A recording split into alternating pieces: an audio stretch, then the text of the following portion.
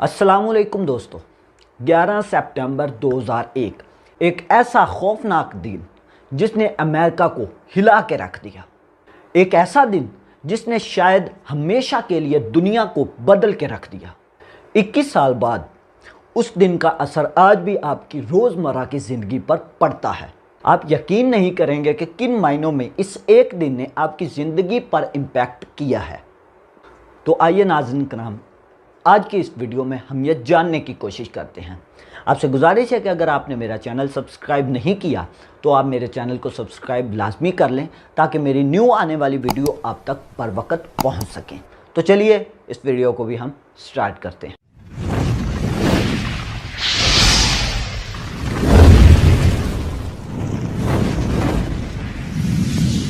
Today, our fellow citizens, our way of life, our very freedom came under attack in a series of deliberate and deadly terrorist acts. Of the Pentagon. Now this is what it looks.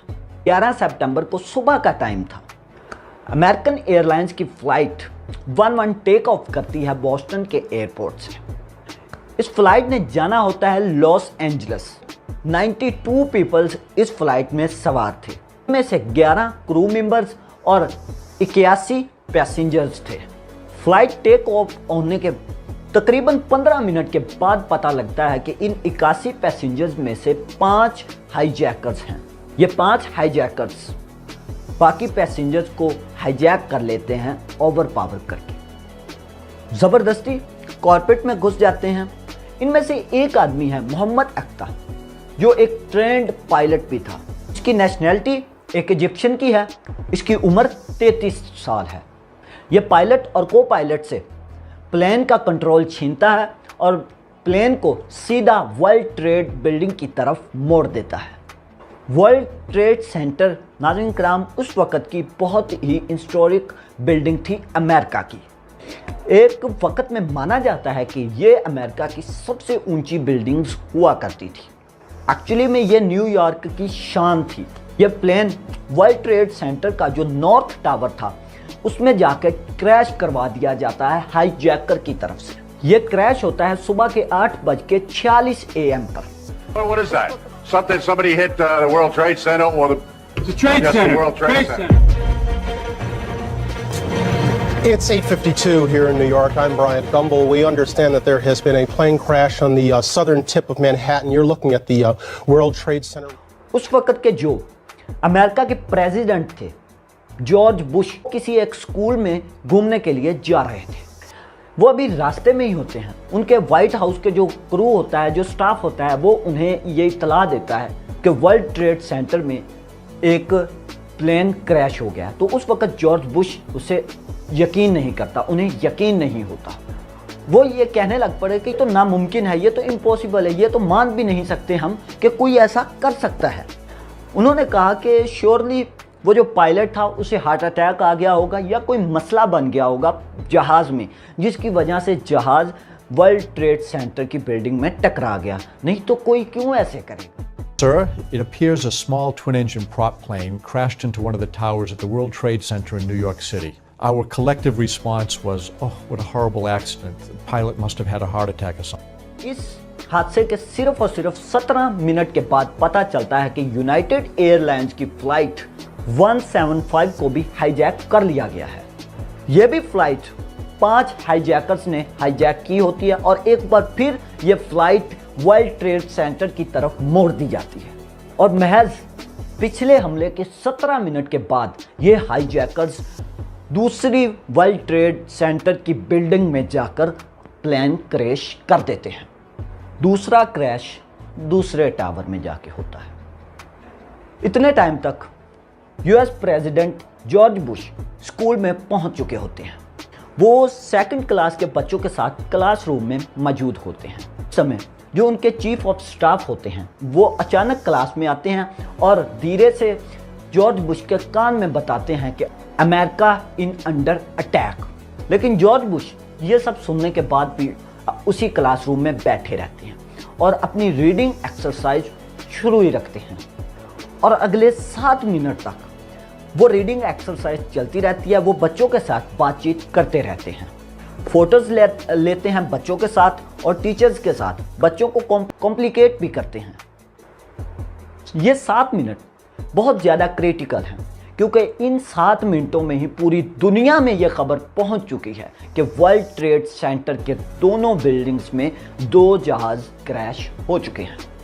बाद में बहुत से लोग criticise करते हैं George Bush को क्यों नहीं उसी वक्त जॉर्ज बुश ने एक्शन लिया जब उन्हें पता था कि अमेरिका पर अटैक हो चुका है, 2 प्लेन हाईजैक हो चुके हैं, लेकिन वो फिर भी उसी क्लासरूम में बैठे ही क्यों रहे और इस चीज़ को इग्नोर कर दिया। अभी नाज़रीन कराम खतरा टला नहीं था।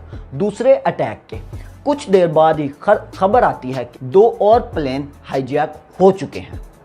जी नाज़रीन, 2 और, एक यूनाइटेड एयरलाइन 175 और दूसरी अमेरिकन एयरलाइन फ्लाइट 77 थी जो हाईजैकर्स ने हाईजैक कर ली थी। अमेरिकन एयरलाइन ने वाशिंगटन डीसी से परवाज़ भरी और लॉस एंजल्स जा रही थी। नाज़रीन करम, इस प्लेन में भी 5 हाईजैकर्स मौजूद होते हैं और दूसरी यूनाइटेड एयरलाइन वो न्यू जर्सी से कैलिफोर्निया जाने वाली फ्लाइट थी, लेकिन नाज़रीन करम इस फ्लाइट में 4 हाईजैकर्स मौजूद हैं।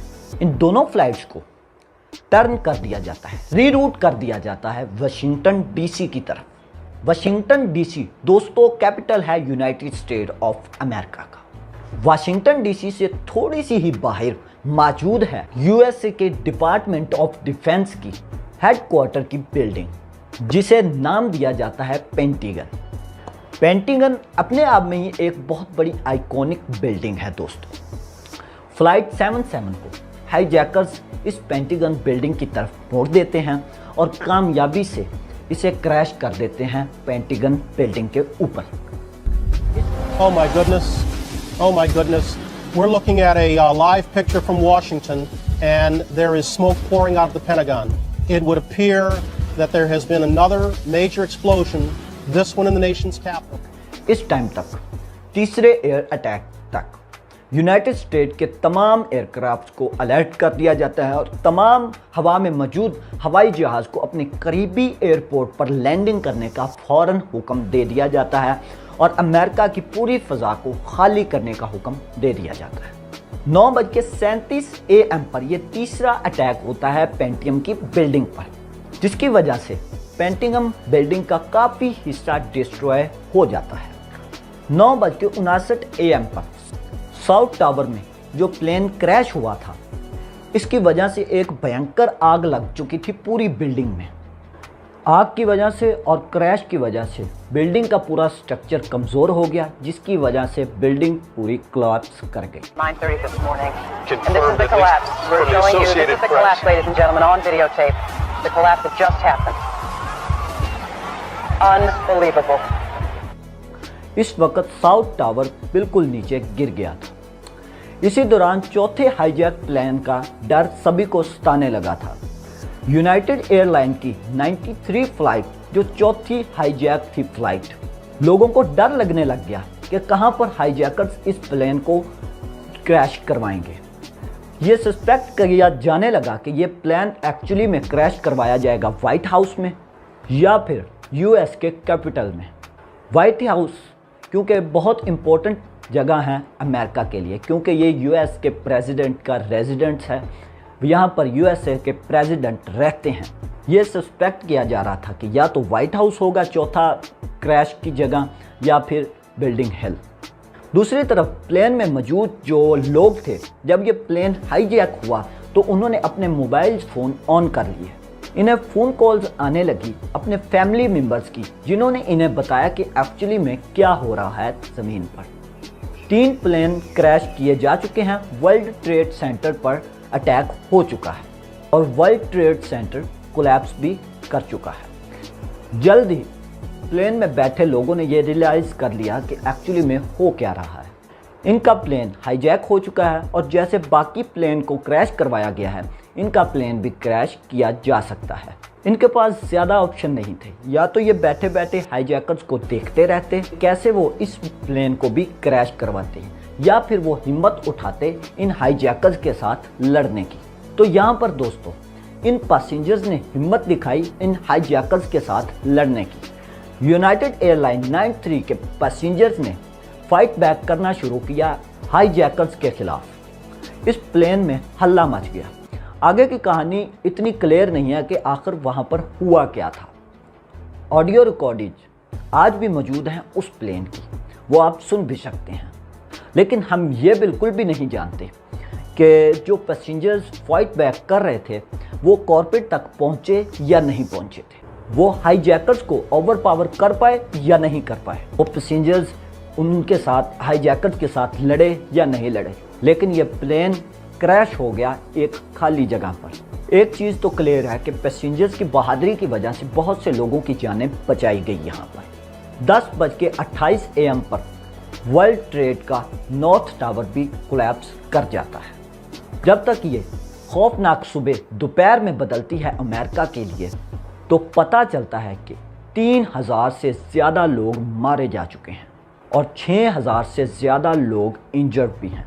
कई लोग पेंटिगम में मारे गए, कई वर्ल्ड ट्रेड सेंटर की बिल्डिंग्स में और कई जो उस प्लेन में मौजूद थे। इस हमले के बाद ये सस्पेक्ट किया जाता है कि उसामा बिन लादेन और अल कायदा इस हमले के पीछे हैं।